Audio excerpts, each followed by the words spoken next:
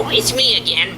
I'm sure you've seen a lot of science fiction, like, say movies like Jurassic Park or, well, to be frank, the Speckle's Prehistoric Arboretum. Yeah, it's science fiction too. But there are many, many stories out there that let us think about what if we could bring animals back from extinction. There are sciences that are working on that, and there are a lot of arguments over whether we should even try that or not. So even though in the past we would tell stories about it, now some of it is becoming a reality. In fact, just between you and me, it's already happened.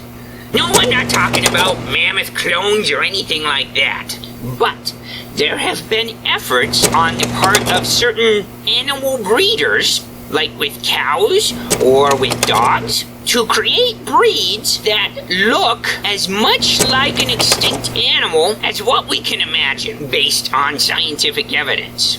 So for example, early humans, even up through historical periods, liked to hunt an animal called the auroch. It was kind of like a big ox. Scientists know it as Bos primigenius. Kind of a cool name, huh? The original auroch went extinct back in Shakespeare's time, and I guess people kind of missed them because certain oxen breeders decided that they would select for traits that resembled that auroch, and what you end up with is an ox breed that strongly resembles art and scientific knowledge about what we know of the auroch. Now, we don't know if it acts like an auroch or just how close we got it right, but we have the same sorts of problems with ideas of de-extinction, and that's one reason why people are arguing about whether we should do it or not. I'm sure you saw the dire wolves back in the Arboretum there, and believe it or not, there's a dog breed that tries to bring back the dire wolf, so to speak.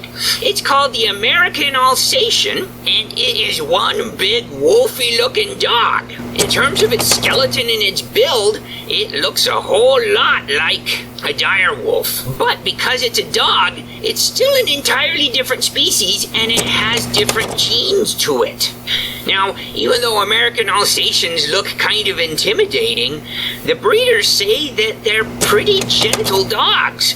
We don't know whether a dire wolf would be gentle like that or not. And if paleontology interprets their injuries right, they probably were a lot more rough and tumble than the American Alsatians. So, while these efforts might not be cloning or anything super high-tech, they're still attempting to do the same thing that we see in science fiction, and in some degree they're succeeding.